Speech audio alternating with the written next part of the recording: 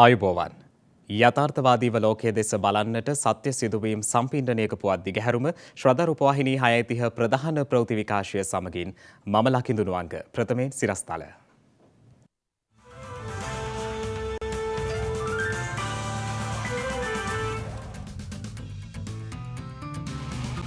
පුනර්ජනනීය විදුලි ව්‍යාපෘතිවලට කඩිනම් අනුමැතිය. රාජ්‍ය සේවකයන් කැඳවීම අද සිට සීමාවෙයි. යුද හමුදාපති ශවේන්ද්‍ර සිල්වා ජූනි මස පළමුවනදා සිට නව ආරක්ෂක මාණ්ඩලික ප්‍රධානී ධූරයට නව යුද හමුදාපති මේජර් ජෙනරාල් විකුම් ලියනගේ ගම් දනව් පාසා බෙදා දෙන දියවර. කෙටිදුර ධාවන ශූර යුපුන් අබේකෝන්ගෙන් මීටර 100 නව දකුණු ආසියානු වාර්තාවක්.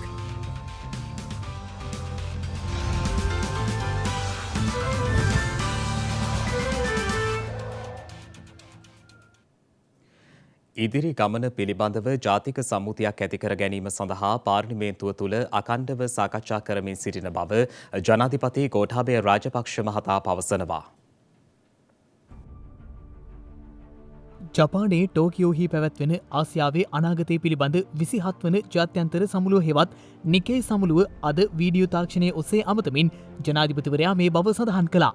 දෙදිනක් පුරා පැවැත්වෙන එම සමුළුවේ මෙවර තේමාව බෙදී ගිය ලෝකයක ආසියාවේ භූමිකාව නැවත අර්ථ දැක්වීම යන්නයි. ඒ අනුව ශ්‍රී ලංකාව ආසියාවේ පැරණිතම ප්‍රජාතන්ත්‍රවාදී රාජ්‍යයක් වන බැවින් වර්තමාන ජාතික අර්බුදයට විසඳුම් එම ප්‍රජාතන්ත්‍රවාදී රාමුවෙන්ම ක්‍රියාත්මක වීම ඉතා වැදගත් බව ජනාධිපතිවරයා පෙන්වා දී තිබෙනවා. ඒ අනුව ජාත්‍යන්තර මූල්‍ය අරමුදල සමග සුදුසු වැඩසටහනක් වෙත යොමුවීමට සමගාමීව ශ්‍රී ලංකාවේ ණය හිමියන් සමග සාකච්ඡා කර බාහිර රාජ්‍ය ණය ප්‍රතිව්‍යුහගත කිරීමේ අභිප්‍රාය ඇතිව ශ්‍රී ලංකාව අප්‍රේල් මාසයේදී ණය ගෙවීමෙන් නැවතී සිටීමක් නිවේදනය කළ බවයි ජනාධිපතිවරයා අවධාරණය කළේ. කෙසේ වෙතත් එවැනි විසඳුම් හරහා කටයුතු කරන විට අත්‍යවශ්‍ය ඖෂධ, ආහාර සැපයුම් සහ ඉන්ධන ආනයනය වැනි අවශ්‍යතා සපුරාලීම සහතික කිරීමට මිත්‍ර රාජ්‍යවල සහාය ශ්‍රී ලංකාවට කඩිනමින් අවශ්‍ය වන බවද ජනාධිපතිවරයා සඳහන් කර තිබෙනවා. ජපානයේ ශ්‍රී ලංකාවේ ප්‍රධාන සංවර්ධන හවුල්කරුවෙක් වන බැවින් ශ්‍රී ලංකාවේ ආර්ථික හා සමාජීය ස්ථාවරභාවය සඳහා දරන උත්සාහයට ජපානයේ සහාය හිමිවනු ඇතැයි ජනාධිපතිවරයා එහිදී විශ්වාසය පළ කිරීම විශේෂත්වයක්. එමෙන්ම මෙම දුෂ්කර අවස්ථාවේ ශ්‍රී ලංකාවට ලබා දිය හැකි සහාය සොයා බලන ලෙස සමුළුවට එක්ව සිටින සියලු මිත්‍ර රාජ්‍යයන්ගෙන් ජනාධිපතිවරයා ඉල්ලා තිබෙනවා. එමෙන්ම අනාගතයේදී ආහාර සුරක්ෂිතතාව සම්බන්ධව ලෝකයේ මුහුණ දෙන වඩාත් පුළුල් ගැටලුවක් පැනනැගෙන ඇති බවත් ඉදිරි මාස කිහිපය තුළ ඇතිවිය හැකි ආහාර ද්‍රව්‍යවල හිඟය සහ ආහාරවල මිලෙහි තියුණු වැඩිවීම බොහෝ රටවලට සැලකිය යුතු පීඩනයක් එල්ල කරනු ඇති බවද ජනාධිපතිවරයා සඳහන් කර තිබෙනවා. ඒ හේතුවෙන් මෙම තීරණාත්මක ගැටලු කෙරෙහි අවධානය යොමු කිරීම සහ දේශීය කෘෂිකාර්මික නිෂ්පාදනයන්ට ප්‍රමුඛත්වය දීම මෙන්ම එම ගැටලු හමුවේ අපගේ ප්‍රත්‍යස්ථතාව වැඩි දියුණු කිරීම අත්‍යවශ්‍ය බවයි ජනාධිපතිවරයා අවධාරණය කළේ. ඒ අනුව එම ගැටලු ජය ගැනීම සහතික කිරීම සඳහා ජාතීන් අතර සහයෝගිතාව වැඩි කිරීමේ අවශ්‍යතාවයද එම සමුළුවේදී ජනාධිපතිවරයා විසින් පෙන්වා දී තිබෙනවා. ආසියා පැසිෆික් කලාපයේ දේශපාලන නායකයන්, ආර්ථික සහ ශාස්ත්‍රීය ප්‍රවීණයන් විසින් කලාපීය ගැටලු සහ ලෝකයේ තුල ආසියාවේ කාර්යභාරය පිළිබඳව නිදහස් අදහස් ඉදිරිපත් කිරීම මෙම සමුළුවේදී සිදු කෙරෙනවා.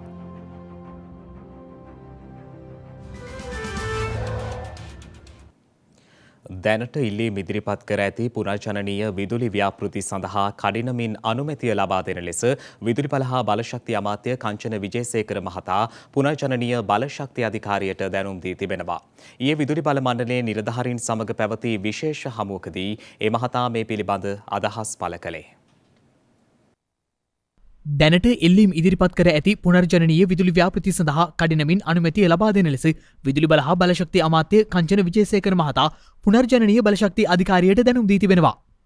අමාත්‍ය කංචන විජේසේකර මහතා වැඩිදුරටත් පෙන්වා දෙන්නේ මේ වගින් දැනට පවතින විදුලි හිඟය පියවා ගැනීමට බලාපොරොත්තු වන බවයි. විදුලිබල මණ්ඩලයේ පැවති ප්‍රගති සමාලෝචන රැස්වීමකදී අමාත්‍යවරයා එම උපදෙස් ලබා දී තිබෙනවා. රටේ පවතින විදුලි අර්බුදය කඩිනමින් අවසන් කිරීම සඳහා අඛණ්ඩව විදුලිය ලබා දීමට සහ පුනර්ජනනීය බලශක්ති ව්‍යාපෘති ක්‍රියාත්මක කිරීමට ඇති බාධාවන් ඉවත් කර ගැනීම සම්බන්ධයෙන් මෙහිදී සාකච්ඡාවට ලක්ව තිබෙනවා. එහිදී විදුලි බල මණ්ඩලයට මාසිකව අවශ්‍ය ඉන්ධන ප්‍රමාණය ලබා ගැනීම පිළිබඳවද දීර්ඝ වශයෙන් සාකච්ඡා වූ බවයි වාර්තා වන්නේ. අද සිට ක්‍රියාත්මක වන පරිදි රාජ්‍ය සේවකීන් සේවයට කැඳවීම සීමා කර තිබෙනවා.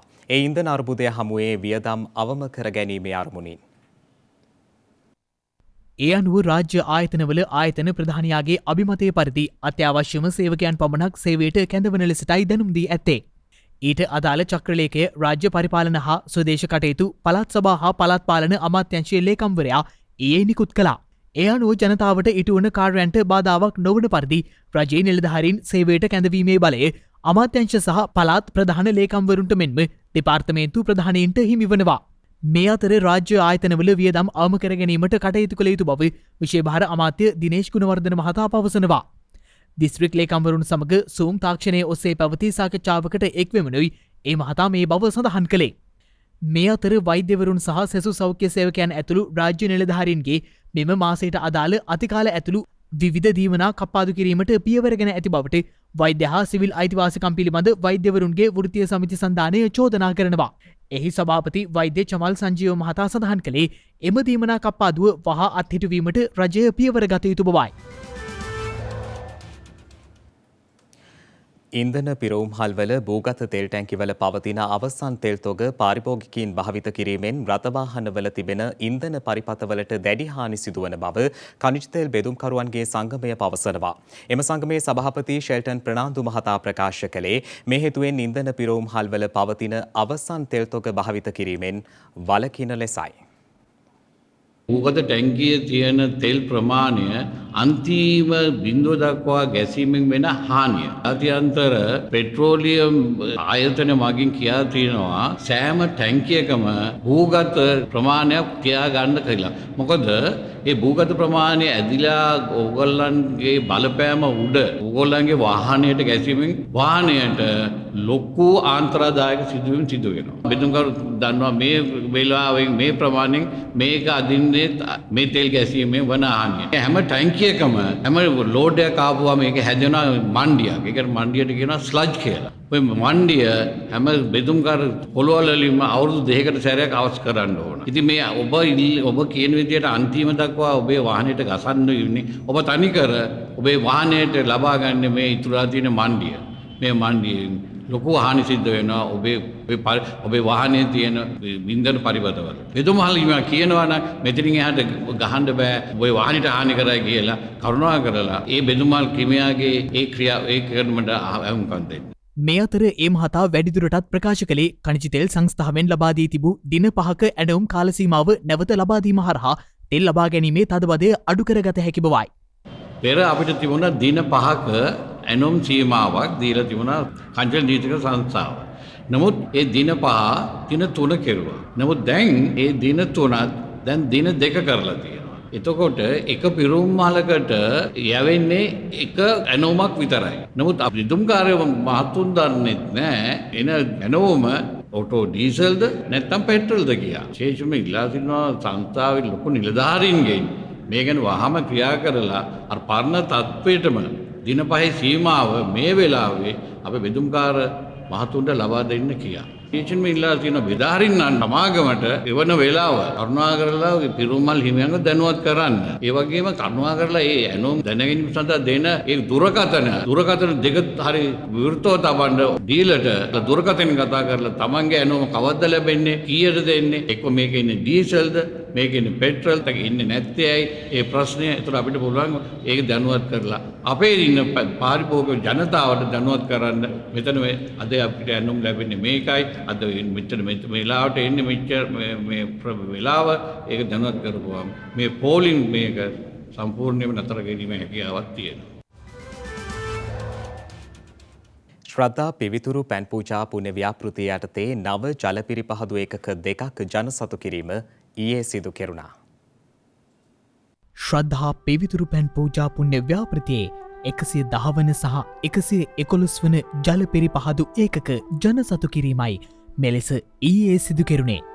මෙම අවස්ථාවන් සමගින් ශ්‍රද්ධා මාධ්‍යජාලයේ ගරු අනුශාසක සේරුවිල මංගල රජමහා විහාරාධිපති පූජ්‍යපාද අලුතෙනියේ සුබෝධි ස්වාමීන් වහන්සේ ඇතුළු මහා සංඝරත්නය වැඩම කර සිටියා. ඒ අනුව සේරුවිල නෙළුම්ගම ගම්මානයේ ජල පිරිපහදු ඒකකය පළමුව ජනසතු කෙරුණා. සේරුවිල නෙළුම්ගම ගම්මානයේ ඉදිකළ ජල පිරිපහදු මධ්‍යස්ථානය මගින් දිනකට ජලය ලීටර 15,000ක් ලබා දෙන අතර ඒ සඳහා වැෑකර ඇති මුදල රුපියල් ලක්ෂ 16කට අධිකයි. පේරාදෙණිය විශ්වවිද්‍යාලයේ ඉංජිනේරු පීඨයේ ජ්‍යෙෂ්ඨ කතිකාචාර්ය ආචාර්ය චමිල වල්ගම්පාය මහතා සහ ගම්පොල ශික්ෂණ රෝහලේ විශේෂඥ වෛද්‍ය ශාමා වල්ගම්පාය මහත්මිය ඇතුළු පිරිසගේ දායකත්වයෙන් ජල පිරිපහදු ඒකකය ඉදිකෙරුණා. අනෙක් ජල පිරිපහදු ඒකකය චීනවරාය ශ්‍රී බෝධිරාජාරාම විහාරස්ථානය කේන්ද්‍ර කර ගනිමින් ජනසතු කළ අතර එය ශ්‍රද්ධා පිවිතුරු පැන් පූජා පුණ්‍ය ව්‍යාපෘතියේ 111 වන ජල පිරිපහදු ඒකකයයි. දිනකට ජලය ලීටර 20,000ක් එමගින් නිකුත් කරන අතර වියදම් කර ඇති මුදල රුපියල් ලක්ෂ 20කට අධිකයි.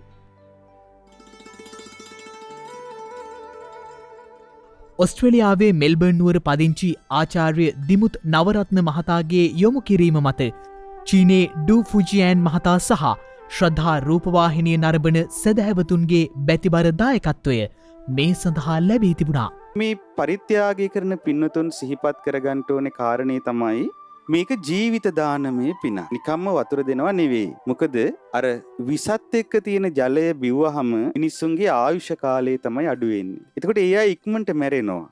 එතකොට මේ මරණයෙන් තමයි මේ පින්නතුන් මේ ගම් වාසීන්ව බේරගන්නේ. ඒ නිසා මේ දන් දෙන්නේ අභය, බය රහිත බව. ඒ වගේම මේ දන් දෙන්නේ ජීවිතය. ඒ වගේම ගම්මිය අය කල්පනා කරන්න ඕන දේ තමයි මේ ජල පිරිපහදු මධ්‍යස්ථානයේ ඔබට ලැබුණු මහා සම්පත. මේ සම්පත බොහෝම ආදරෙන් ප්‍රවේශම් කරගන්න ඕනේ.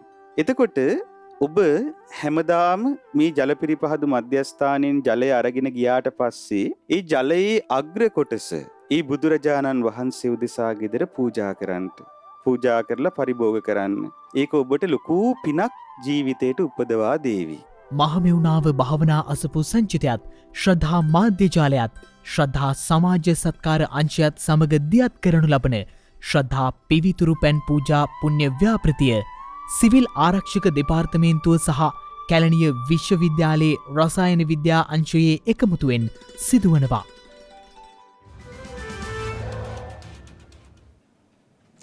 මෙරටින් දෛනිකව හඳුනාගනු ලබන කොවිඩ් ආසාදිතයින්ගේ අකණ්ඩ පහත යාමක් පෙන්නුම් කරමින් ගත වූ දිනේ නව ආසාදිතයින් 7 දෙනෙකු හඳුනාගෙන තිබෙනවා.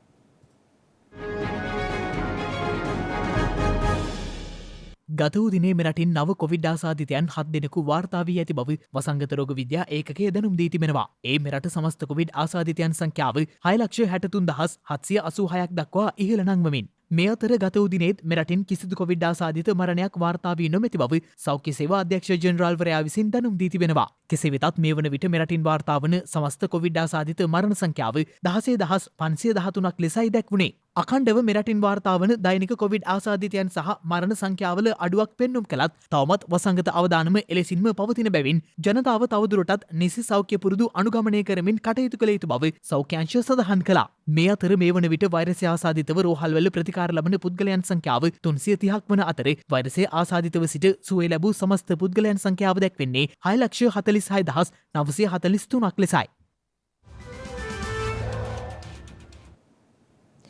දැන් තවත් දේශීය පුවත් කිහිපයක් කෙටියෙන්.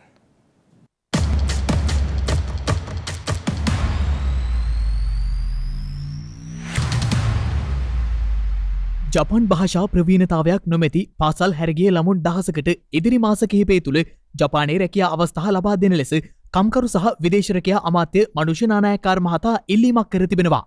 ඒ මෙරට ජපාන තානාපති කාර්යාලයේ භාරකාර ජ්‍යෙෂ්ඨ තානාපති නිලධාරී කට්සුකි කොටාරා මහතා අද පෙරවරුවේ හමු වූ අවස්ථාවේදී ඉදිරියේදී ජපන් භාෂා ප්‍රවීණතාවයක් නොමැති තරුණ තරුණියන්ට රැකියා අවස්ථා ලබා ගැනීම සඳහා අවස්ථාව ලබා දෙන ලෙසයි කම්කරු සහ විදේශ රැකියා අමාත්‍යවරයා මෙහිදී ඉල්ලා ඇත්තේ. ඒ අනුව ජපානයට ගොස් භාෂාව හදාරා රැකියාවක යෙදීමේ අවස්ථාව පාසල් හැරගිය තරුණ තරුණියන් දහසකට ලබා දෙන ලෙසටද ඔහු ඉල්ලා තිබෙනවා. සාත්තු සේවක ක්ෂේත්‍රයේ රැකියා අවස්ථාවන් ශ්‍රී ලාංකිකයන් වෙත ලබා දීමට ජපානයේ වැඩි කැමැත්තකින් සිටින බවද ජපානයේ වියපත් ජනගහනය ඉහළ යමින් තිබෙන නිසා එම ක්ෂේත්‍රයේ රැකියා අවස්ථාවන් වර්ධනය වන බවද මෙහිදී ජපාන තානාපති කාර්යාලයේ භාරකාර ජ්‍යෙෂ්ඨ තානාපති නිලධාරීවරයා සඳහන් කර තිබෙනවා. ඒ හේතුවෙන් එවන් රැකියා අවස්ථා විවර කර දිය හැකි බවටයි ජපාන තානාපති කාර්යාලයේ භාරකාර ජ්‍යෙෂ්ඨ තානාපති නිලධාරීවරයා සඳහන් කර ඇත්තේ. ඩෙංගු රෝග ව්‍යාප්තිය යළිත් සීග්‍ර ලෙස ඉහළ ගොස් ඇති බව ජාතික ඩෙංගු මර්ධන ඒකකය පවසනවා. මේ වසරේ ගත වූ කාලය තුළ ඩෙංගු රෝගීන් 21,484 දෙනෙකු හඳුනාගෙන ඇති බවට මේ වන විට තොරතුරු වාර්තා වී තිබෙනවා. පසුගිය සතිය තුළ පමණක් දෙවයින පුරා ඩෙංගු රෝගීන් 1576 දෙනෙකු හඳුනාගෙන ඇති බව සඳහන්. ජාතික ඩෙංගු මර්ධන ඒකකය සඳහන් කළේ මෙය ඊට පෙර සතියට සාපේක්ෂව 21.8ක ඉහළ යාමක් බවයි. ඉන් වැඩිම රෝගීන් සංඛ්‍යාවක් කොළඹ දිස්ත්‍රික්කයෙන් හඳුනාගෙන ඇති අතර එම සංඛ්‍යාව 409ක්. ජාතික ඩෙංගු මර්ධන ඒකකය සඳහන් කළේ ගම්පහ දිස්ත්‍රික්කයෙන් ඩෙංගු රෝගීන් 171ක්, කළුතර දිස්ත්‍රික්කයෙන් 157ක්, රත්නපුර දිස්ත්‍රික්කයෙන් 119ක් සහ මහනුවර දිස්ත්‍රික්කයෙන් ඩෙංගු රෝගීන් 113ක් හඳුනාගෙන ඇති බවයි. වත්මන් යුද හමුදා මාණ්ඩලික ප්‍රධානී මේජර් ජෙනරාල් විකුම් ලියනගේ මහතා ජූනි මස පළමු වනදා සිට නව යුද හමුදාපතිවරයා ලෙස පත් කිරීමට නියමිතව තිබෙනවා. ඒ අනුව යුද හමුදාපති ජෙනරාල් ශවේන්ද්‍ර සිල්වා මහතා නව ආරක්ෂක මාණ්ඩලික ප්‍රධානී ලෙස ලබන ජූනි මස පළමු වනදා වැඩභාර ගැනීමට නියමිත බවයි යුද හමුදා නිල වෙබ් අඩවියේ දැක්වෙන්නේ. යුද හමුදාපති ශවේන්ද්‍ර සිල්වා මහතා මේ වන විට වැඩ බලන ආරක්ෂක මාණ්ඩලික ප්‍රධානීවරයා ලෙසද කටයුතු කරනවා. ජෙනරාල් ශවේන්ද්‍ර සිල්වා මහතා මැයි මස 31 වනදා දුරෙන් නික්ම යාමට නියමිත බවයි වාර්තා වන්නේ.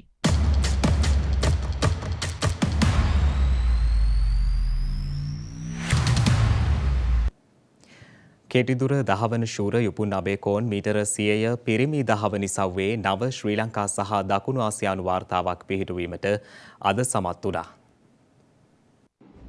ජර්මනියේ පැවැත්වෙන මලල ක්‍රීඩා තරගයකදී මෙරට කෙටිදුර දහවන ශූර යුපුන් අබේකෝන් අද මීටර 100 පිරිමි දහවන ඉසව්ව නියෝජනය කළා. එම තරගයේදී යුපුන් අබේකෝන් මෙම වාර්තාව පිහිටවුවේ තත්පර 10.06ක කාලයක් සටහන් කරමින්.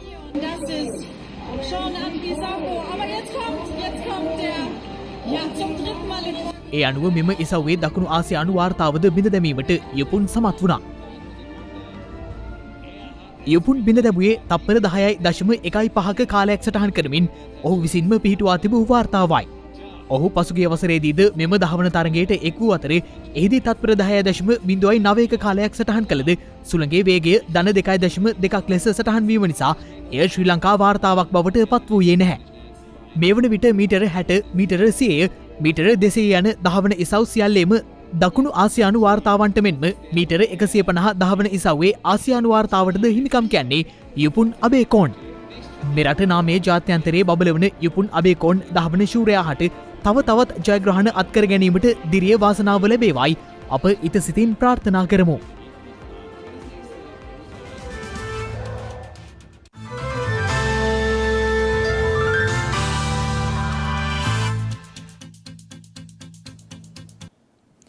අවධානය විදෙස් පුවත් වෙත. නවසීලන්ත අග්‍රාමාත්‍ය ජෙසින්ඩා ආඩන් සිය නිල සංචාරයක් සඳහා ඇමරිකාවට පැමිණ ඇති බව විදෙස් මාධ්‍ය වාර්තා කළා.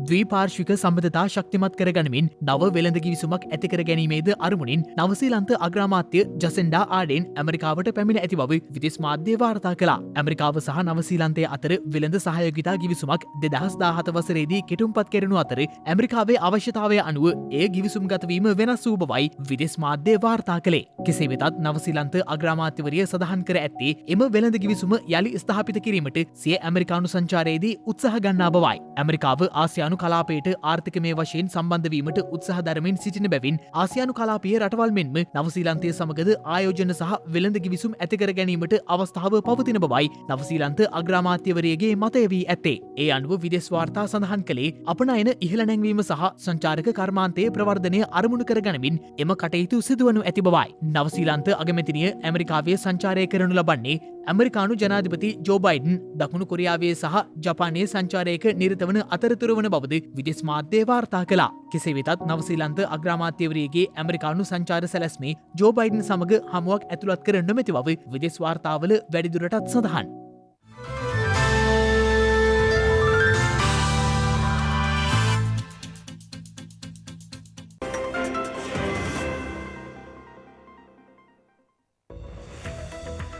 හෙට මැයි 27 වෙනිදා එක්සත් ජනපත නාවික හමුදාව විසින් ඔවුන්ට අයත් NC4 ගුවන්යානය මගින් අත්ලාන්තික් සාගරයේ පළමු වරට තරණය කර ඇත්තේ 1919 වසරේ මැයි මස 27 වන දිනයි. රුමේනියාවේ සිට දිවෙන කළුමුහුදේ ඇල විවෘත කර ඇත්තේ 1984 වසරේ මැයි මස 27 වන දිනයි. සැන් ෆ්‍රැන්සිස්කෝ සහ මැරින් ප්‍රාන්ත සම්බන්ධ කර ඉදිබූ කැලිෆෝනියාවේ ගෝල්ඩන් ගේට් පාලම පදිකයින්ගේ ගමනාගමනය සඳහා විවෘත කර ඇත්තේ 1937 වසරේ මැයි මස 27 වන දිනයි.